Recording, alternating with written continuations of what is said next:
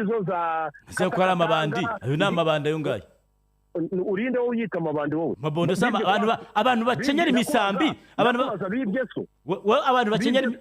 none se ko batibye so wowe niyo mpamvu urimo kubashyigikira abantu bakenyera imisambi bakagenda mu mihanda bafite n'imiheto n'amacumu ngaba bazarendo ngaba ibiki ufite ikintu cya mbere gikoze kisekeza giye kora igihugu mbere na kitagira ingabo nicyo cya mbere nshaka kubwira kitagira ingabo se n'izihari hari ingabo zirahari zifite n'indege zifite n'amadrone kukareka kwigusakuza ngo nta ngabo bafite bazifite umva nkubwire wivugiramo reka mvuge ariko ntubeshye ariko sibyo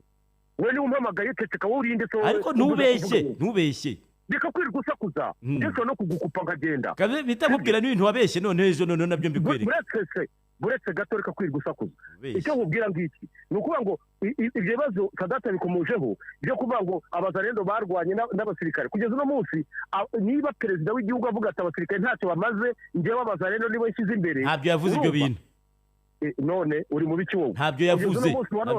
uretse gato igisirikare kikaza ugasanga ubwacyo kiri divize uremera abacancuro bakaza bagahembwa akayabo k'amafaranga abasirikare bita ibisazi mu ryinyo ceceka abasirikare bameze kuriya ntibibone ukuntu baba banambaye barahembwa ufite ikihe kibazo ubwo yiye ndwara reka umuntu avuge niba wambaye ijambo wampamagaye reka mvuge ureke gukomeza gusakabaka ariko ntabwo uravuga ibidahari ngo duceceke abasirikare barahembwa bameze neza reka mvuge opinion yanjye